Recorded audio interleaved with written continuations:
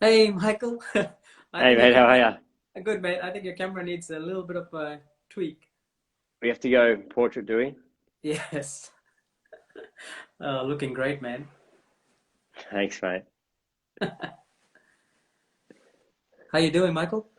Yeah, really well, really well. Thank you. Thanks for thanks for joining us this evening. Yeah, good mate. Good. Thank you very much for joining us. I just wanted to say firstly to thank you to all the audience that are coming in. As you guys know, my name is Shakti. I'm from around the wicket. And today I'm joined by Michael Hennessy, the co-founder of the Richies, who's looking very, very sharp today. You know, if you guys are interested in the getup, please ask Michael towards the end of the session, and I'm pretty sure he'll be more than happy to share the information regarding where people can get the outfit. I'm pretty sure Yes, absolutely. I might want to Hopefully we go. get you one in there, Shakti. Yeah. I'm really looking forward to getting my hands on one of those. I just want to say thank you to all the people who are joining in. You guys have probably noticed that we have been putting some cricketing content for the last 2 or 3 months with cricketers, past cricketers, shareholders, people who are contributing to the game and the betterment of the game. And obviously, like I said, today I'm joined by the co-founder of the iconic fan group from Australia in the Richies. Obviously, the inspiration was the great Richie Benaud, the greatest of all time when it comes to the commentary box, and possibly the second most influential cricket personality when it comes to Australia after Sir Great Don Bradman, whose birthday was yesterday. So it's fitting that we have Michael joining us. Michael, how have you been, mate? Strange situations, obviously, but we're lucky to be in Sydney, I guess, with the COVID scenario. Personally, for you, how's the time been going?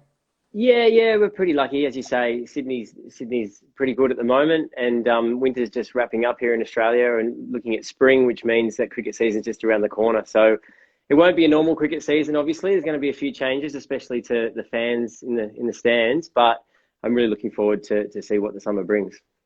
You yourself, play cricket with the Sydney Cricket Club, isn't it? That you play some I cricket. don't know. I'm probably better in the backyard cricket or the charity matches we do with the Richies. We might take on the Barmy Army or the Swami Army, things like that. I'm no superstar, but I love my cricket. I'll have a crack, whether it's backyard cricket, on pitches with the red ball, whatever it comes. But I do love it. Excellent, mate. Before we talk about the Richies, you were part of the organizing committee for the T20 World Cup, for the Women's World Cup. Must be amazed at how the tournament panned out for the committee, and possibly setting a precedence of how a female, sporting tournament should be run. Oh, it was incredible. We had an amazing team, the local organising committee for the T20 World Cup, and the tournament was fantastic. It was, not through luck. There's a lot of hard work that went into it, but a lot of planning and a lot of big dreaming, and had really audacious goals that people chased, and we achieved it. That final, I'm sure you've probably seen on the 8th of March. It was 86,174 people packed in the MCG. The atmosphere was absolutely electric. It was incredible. It was probably the best cricket I've been to. Definitely the biggest crowd I've ever seen at the MCG, and I've seen a lot of cricket. Yeah. It was incredible. Amazing, tournament, and like I said, it's probably set the precedence for most sporting tournament, not just women's tournament. Let's talk about the Richies. Obviously, for all the people joining in, if you guys have any questions, feel free to ask us, and we'll try and answer as many questions as possible towards the end of the session. But the Richies, when did the inspiration come? When did you decide that you want to start, such a wonderful group? Yeah, look, I mean, I grew up listening to Richie Benaud and the commentary, as did so many people around the world, especially Australia and the UK. And just he's the voice of summer, the voice of cricket, and have loved him for a very long time. In around probably mid 2009, there was a newspaper article sort of suggesting that Richie might not re-sign with Nine, that perhaps his Mm, time was coming to an end, and that summer, that 9-10 summer, was going to potentially be his last. And I saw that, and I went, "Oh wow, guys!" Talked to my mate, said we have to do something. We have to sort of honour him and show him how much we love him. So I thought, it'd be great if we could get six of us, the cream, the bone, the white, the off-white, the ivory, and the beige. So I sent an email around to, my mates from school and uni and whatever, and thought if I can get six, that'd be fantastic. And with blink of an eye, there was 10 of us. So I went, all right, great. Well, 10 of us will go. And we all sort of, rated the Vinnies for a cream jacket or a beige jacket. And did what we could. Me and my brother-in-law sort of made some microphones over that Christmas break as we watched the MCG test, and we're all set. Got 10 wigs, and we're all set for that SCG test, and went along to day 2 of the January 2010 SCG test. Not thinking much past that, just thinking we want to do this once. We want to sort of nod to Richie, tell him, let him know we love him, and that was that. We had an unbelievable day. It was better than all our expectations. Absolutely had a ball, and Michael Slater came over and interviewed us, and sort of woke up the next day to the Richies on the back page of the sports pages in Sydney, and we were quite shocked. And then sort of went from there. Friends that had seen us said, "Oh, that looks like a lot of fun. Can we join you next year?" And we sort of went, "Oh, next year, okay, yeah, let's keep doing this." That was good fun, and it just grew and grew and grew from there. I guess I was saying before that the summer is not complete with the Richies in the crowd. One thing that we shared yesterday on Around the Wicket was the values that the group carries and is epitomized by. And you always say that what would Richie do whenever someone wants to join in, and how they should behave, or what type of ethics they should have to be part of a group. For you, Yes. how when someone wants to be part of the group or interested to join the group, what type of pep talk do you guys give them when it comes to how they should behave and what values they should have? Yeah, and that's really important. So we've developed a code of conduct, and I think that's really important. Especially big groups can get a little bit out of hand, but we want to honor Richie Benaud respectfully and in the right way. So number one for us is honoring Richie. Like, we want to cheer on the Aussie team. We want to have a lot of fun individually and with our mates, but number one is honoring Richie in the right way. So when you look at Richie Benaud and you look at his legacy, he's an incredible person, and he had pretty strong values as in his cricketing days and in his broadcast days. He was very fair. He's a competitive cricketer, sorry, and always played to win, especially when he's playing for Australia. But he was very fair and made sort of sporting declarations and things like that. And so we've tried to adopt some of those elements into ours. And you said the bottom line basically is, what would Richie do? So ask yourself, what would Richie do? That's the end of it. We have things like, you've got to talk into your microphone, you've got to keep your jacket on, you've got to applaud good cricket from both teams. So we might be cheering on Australia, and Pujara was out there last time we were at the SCG just hitting runs for days and days and days, and you've got to applaud good cricket when you see it. You might not want Pujara to get double ton, but that happens, and so you've got to celebrate good cricket, and that's what we're there to see, whether it's from the Australians or the opposition. We want to see good cricket. So taking on that, and I think over the years, as we've grown and we've had a bit of a relationship with other fan groups and things, we've had a ball, whether it's dancing in the stands with the Swami army and they've got their dolly drums and things like that, or a bit of banter with the Barmy army and singing back and forth. And it's really great because the fierce rivalry is on the field.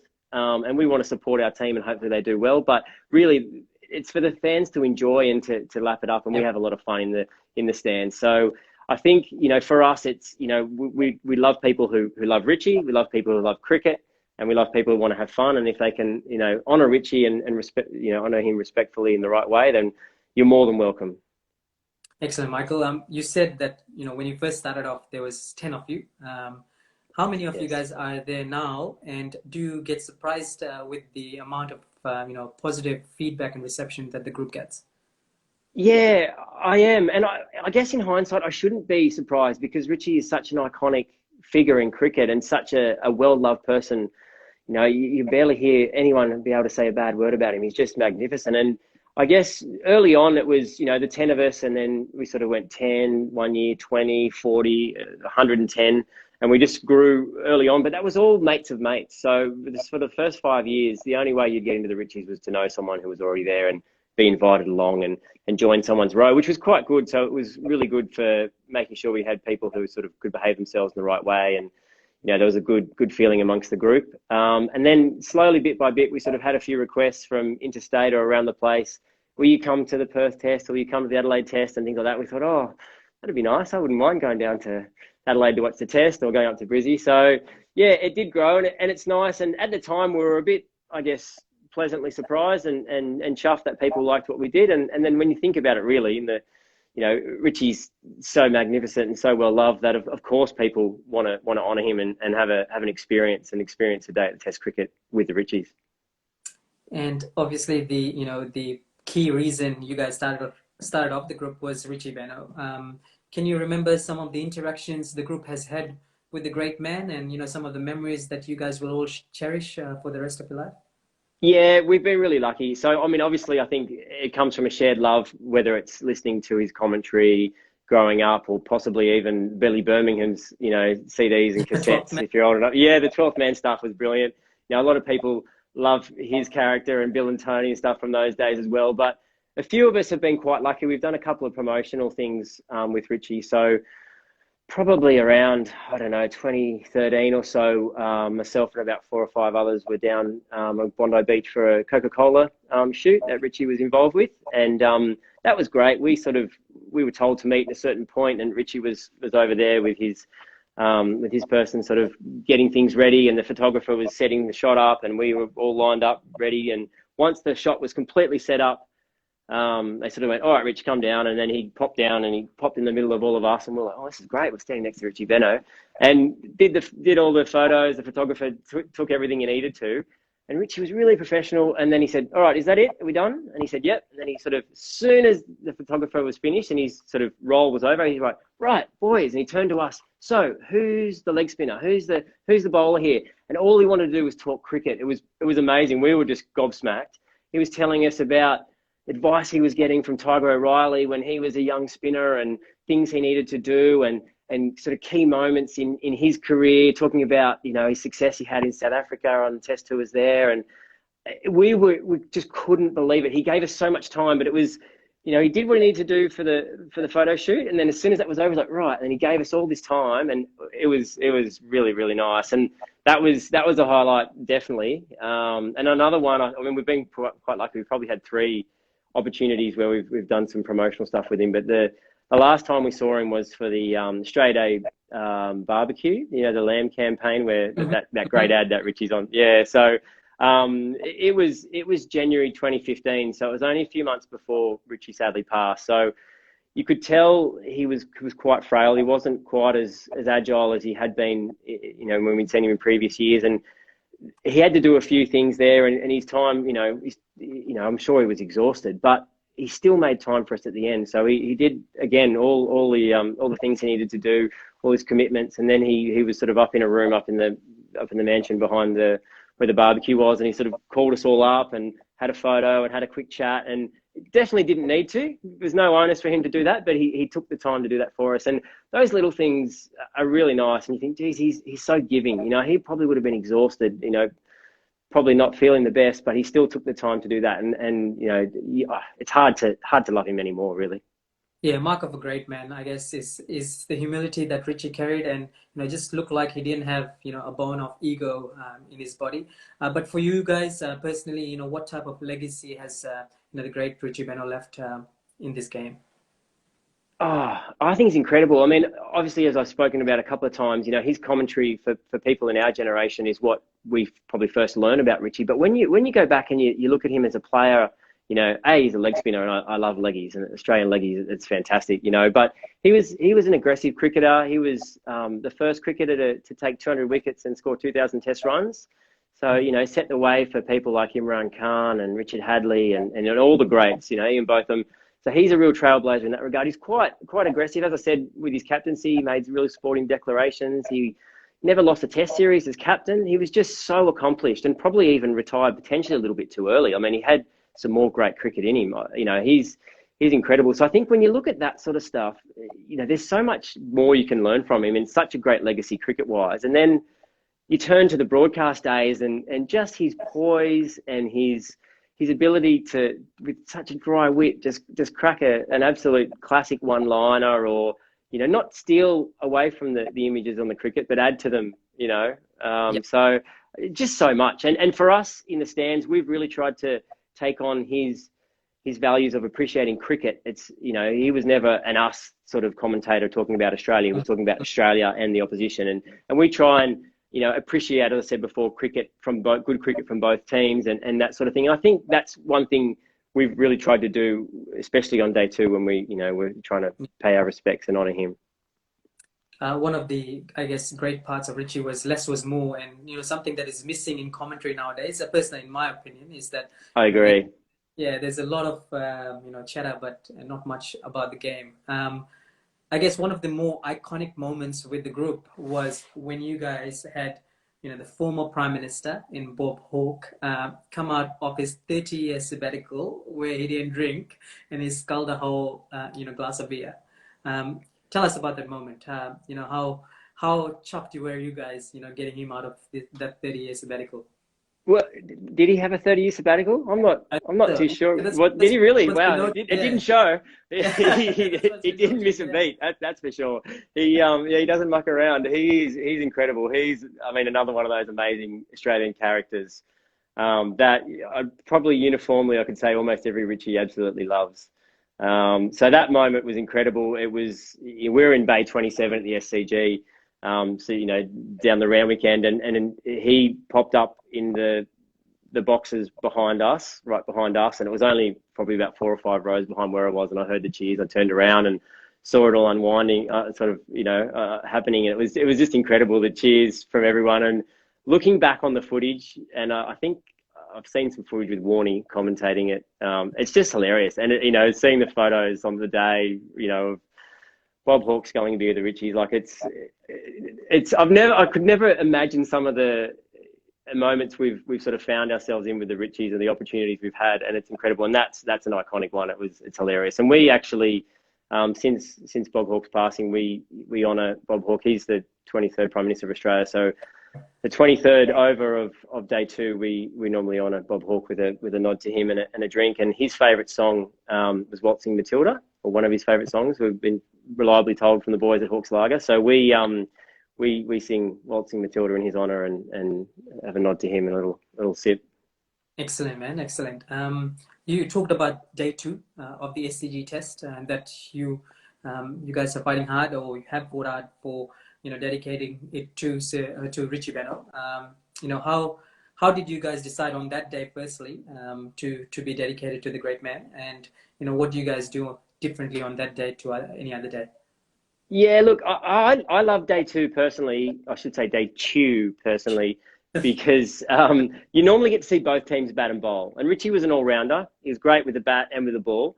And I just think it's a really good day of cricket. So the test is really evolving. You're starting to see who's got their nose in front. Have the team who batted first set a big score, or have they sort of gone under par and the other team on top? And you're starting to get a bit of an idea what the pitch is doing. So I love it from a purely cricket perspective. The fact that it's day 2 is just perfect. So yeah, it wasn't hard to lock in on day 2 for the Richies. And our day, like the actual day for us, it starts in the morning, starts quite early. So we have a pre-match function where we get together. So everyone sort of gets their own jacket, but we provide the wigs, the microphones, song sheets. We have trumpet players. We have a brekkie and a couple of drinks before we go to the ground. So we'll all congregate in a central area, and we'll run through the songs, get everyone sort of excited for the day. And that's an amazing start to the day. And then normally march to whichever ground we're going to. I was going to say the SCG, but whichever day 2 we're at, we'll march there. So I think we've had probably about 8 different test venues that we've been to. Across Australia. So it's been pretty fun. What someone has asked in the comment section, can you say 2 for 222, which is the most iconic Richie numbers? 2 for 222. Brilliant. I'm no Billy Birmingham, but we have had, that was one of our highlights. We have had Billy Birmingham along to our pre-match function. Oh, awesome. Probably about 6 or 7 years ago. So we organised Billy to come along. He's great. Actually, his sons have come along and been Richies for the day, which is quite funny.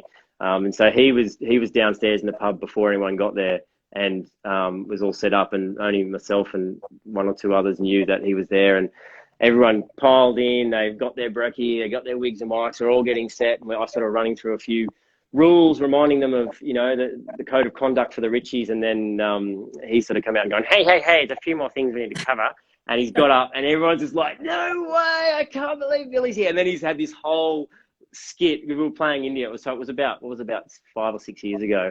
So not the last India tour, the one before that. And he had this whole skit renamed few changes to the team, and it was amazing. It was like seeing there was probably 300, grown men acting like little school kids. Go, oh, it was quite funny. Yeah, so it was great. Birmingham, brilliant. For those who don't know Billy Birmingham, he's the founder of 12th Man, the series 12th Man, where he puts amazing impersonations as well as skits on the greatest personalities of Australian summer, I guess, when it comes to cricket. In terms of your favorite memory individually and collective as a group, what can you tell us about them, and can you reflect on some moments that you remember most? Oh, it's so hard. There's been so many fantastic memories. That Billy Birmingham one was great for the pre-match. All the pre-matches are fantastic. Often we're there and you see these people sheepishly sort of looking in, walking along going, am I being stitched up here? And then they look in and they see a room full of 100 other people looking the same. They're like, oh yes, I've arrived. And, seeing them sheepishly sort of, turn into, next thing you know, they had one or two drinks, they're singing songs, cheering on, going, all right, let's head down. And it's on for day two. We've had some great interactions with Pat Cummins and Nathan Lyon. We were at the Women's Ashes about 3 or 4 years ago at North Sydney Oval. Watched the start of that famous innings from Elise Perry. We've seen a lot of great cricket for Australia. So it's hard to highlight. I mean, I've seen Test cricket from the roof of the Adelaide Oval. Dressed as Richie Benaud. That roof climb's quite great. We've done a little bit of a promo for the Sydney Harbour bridge climb for the Richies. We had a bit of an Ashes thing about three years ago. So there's been some amazing opportunities. But I must admit, being able to go around to each test each summer and meet people in those cities. For example, when we go to Perth, so many people come from towns outside of Perth. They come to Perth for the week and they're there for the test, and they'll go along, 2, 3, 4 days of the test, and day 2 they'll come as a Richie, and they sort of make sure they finish the harvest before they get into town, or whatever they need to do, wrap it up, and they've got their week there, and that's the big trip in, and it's just incredible, like to see how much cricket means to people from all walks of life, all over Australia or all over the world, from different cultures. It's incredible. So I guess it's been a real privilege for me to be in a position where I've been able to actively meet all these people. It's been fantastic. So the cricket is amazing and the highlights are great, but just the interactions you get around cricket has been amazing. Unfair to pick one moment, I guess, that you guys probably prefer most. Talking about the Adelaide Oval, most cricketers that I've spoken to say, probably the best spectacle comes from that ground. So it's a wonderful opportunity for you guys to sit on the roof, to see the game of cricket. That's amazing. I guess you've talked about, going around Australia. Have you guys ever decided that, you want to take the whole group overseas? I mean, obviously during COVID it won't be possible, but in the future to take it global? I'd love to, absolutely. We sort of have rough plans to go to Sri Lanka in 2022. There's a test tour. The Australian men's team are going to Sri Lanka in 2022. So I've got my eyes on that, and we, pre-COVID sort of been looking at, when it would be and how much it would cost and how we can do it. We sort of tried to get a tour going for the last Ashes over in the UK, but the cost is a little bit prohibitive from Australia to get over there, unfortunately. But yeah, look, eyeing off Sri Lanka if things go well. I mean, who doesn't want to go to the Caribbean? That's very high on my list. And I must say, I have to get to a test at Eden Gardens in Calcutta before I die. That's one thing I have to see. So, my best mate Steve is one of the co-founders of the Richies. His heritage is Indian. He's a massive Australian cricket fan, and we've both said we are going to Eden Gardens. So that's very high on the list. So yeah, I'd love to travel a lot with the Richies. Hopefully I've got a lot of other crazy people happy to join us. You chatted about the Swami Army, and you guys have a great relationship with them. Have I guess charity cricket matches and whatnot. Does it ever get to a point where it becomes competitive between the fan groups? So you guys always respect each other's boundaries and what you guys all stand for? Of course not. No. It starts off very friendly, but charity cricket matches never end completely friendly, do they? I must admit that when we played the Swami Army 2 years ago, they had us covered in the cricket So we had a few other competitions, some sprint races and some push-up competitions and some sculling competitions, and we cleaned up everything apart from the cricket, unfortunately. So, but it's good. It's good, Ben. You know, they're just like us. They're cricket mad. They love it. Love, you know, have a lot of fun. So we get on really well. Yeah, so nothing too crazy there. We're not bowling bouncers or, you know, anything like that. But it's, you know, we tried to win. We just were outplayed by the Swamis on that occasion. We were lucky enough to beat the Barmy Army. We had a great game down at Coogee Oval. Actually, that's another highlight I probably should mention. It was we you know, as I said, we're playing the Barmy Army the day before the Sydney Test, and Richie Benaud lives in Coogee, and she'd heard that we were playing, so just lovely. Took it upon herself, just wandered on down to the Coogee Oval, just came down to where we're sitting, just sat down, said, "Oh, how are you guys? I hear you're playing the Barmy Army." Had a chat, probably sat with us for at least an hour or more. And I thought, oh, wow, Daphne, you don't need to do that, but you've gone out of your way to come down and see us, have a chat, see how we're going. It was really special. Amazing. Yep. Yeah, you know, real heart of gold sort of person. I have a lot of admiration for Daphne. And in terms of at the game, you know, when you come up, you know, you talked about the Barmy Army, for example, they're loud. Yes. You know, even if their team, you know, are losing, the energy is still going. You know, they have so much, you know, passion for the team. How's the interactions like when you guys meet at the game? Oh, I'm sure there's a few people who get a bit fired up. You know, like I know the guys that run the Barmy Army. They're great guys. I probably wouldn't say I love every single one of the Barmy Army. There's probably one or two there you could do without. When you've got 1,000 of them in the stands, there's probably one or two I could do without. But you know, on the whole, they're good guys. And you know, I think in any group there's always one, isn't there? Probably there's always one in our group as well. Unfortunately, it's just up to us to try and, you know, set the tone and get them to follow, I think. But all in all, it's pretty good. And I think that's one thing over the years that we've been pleasantly surprised with. Early on, I think when groups came over to where we were, security were very nervous. Oh, we don't want the Pakistan fans coming over. We don't want the Swami Army coming over. But now we have a dance. They bring the drums. They come over for 20 minutes, whatever. And it's what it should be. It's not, you know, the battle's on the ground. That's where the real fierce competition is, and that's understandable. They're elite sports people, but for us, you know, we'd love to get one up if we can, but if we don't, it's not the end of the world. We're, you know, there to have fun primarily.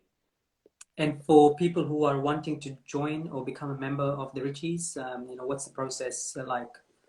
Yeah, look, we have a website, so therichies.com.au. So that's the best place, or our social media. So obviously our Instagram or Facebook is probably the best place to get the details. This summer coming up, obviously, it's a bit of a tricky one. Cricket Australia haven't released their schedule yet. I think we can all probably guess what it's going to be, but we're not 100% sure. So until we sort of get confirmation on that, we haven't released any tickets and anything like that around that. I think this summer, you know, we're going to probably notice social distancing in the stands. So it might be a case of sitting every second seat or having alternate rows or things like that. So, you know, we've probably got to communicate that to our members. And this year, perhaps where every year we're trying to grow it, this year perhaps we might just do members first before we open it up to others. Because if we are limited in how many we can seat, we obviously want to repay the faith of the people who have been there for years. But yeah, look, if you're keen to get on board or find out what we're doing, follow us on therichies.com.au. And is there anything that we can look forward to in the near future? Obviously, I guess everything's in the air, but is the team, you know, planning something in the future for the members or for the general public? I'm always coming up with some crazy ideas, so I'm going to put my mind to work. I'm trying to come up with a solution this year to if we do have everyone spread out, but we're probably a long way from announcing that yet. And we're always looking to write new songs, especially with new players. So we try to have, you know, songs for most of the Australian players. It makes it a bit hard sometimes when they announce the team a day or two before we go. But yeah, we always try to have songs. So probably new songs is the key as the team evolves and changes. But yeah, did you have any suggestions of things you'd like to see in the stands? I'll have a think about it and let you know. Okay, yeah, please do. We're very welcome. That's the formal part done, Michael. I'm just going to see if there's any audience questions. I think there were a couple that I saw, if that's okay. There are a few of possibly the Richies joining us as well. Someone's commented he looks marvelous, so you look great. Cheers. Also, someone's asked, or someone's given you another compliment. Well done in organizing that, the T20 World Cup, or being part of the T20 Cup. Had some Yeah, thank amazing you. It's a real matches. career highlight. It's incredible. It's amazing to see, and the quality of the cricket was phenomenal. I mean, the whole Yep. way through the tournament, but that final, I mean, Lisa Healy was just Yeah, absolutely on fire. Beth Mooney, I think you spoke to Moons a couple of weeks ago, didn't you? I And did. Yeah. she's an amazing batter. Oh, yeah. She's been in the form of her life in the last couple of years. Um, Yeah. Hellos from the crowd. One question is, have you guys ever been heckled by any crowd and didn't take the personality well or personally well? Oh, I think people scratch their head. They either know exactly who we are and what we're doing, or they have no idea and they think, why are you wearing a suit in summer to the cricket? I think we get some It's a odd good questions. question. So yeah, no, absolutely. Look, if it wasn't for Richie, you wouldn't do it, would you? Yeah. Sure. It takes commitment, and that's why we only do it for one day each test. But it takes commitment, and that's why we know the people we get are generally top shelf, because you want to honor Richie and you want to do it the right way. So it's we get a few strange looks, but mostly we get a lot of compliments and a lot of young kids really getting involved. Often at the end of the day, we'll give our microphones away or whatever to young kids, and they love it. Or we get a Yeah. few photos in the ground, and that's nice to see that the kids are thinking, who's that, and what's that about? Hopefully learning about it, and you see their parents looking over, thinking, and hopefully they're educating them on Richie on the golden days of Australian cricket. Yep. Yep. That microphone looks beautiful, by the way.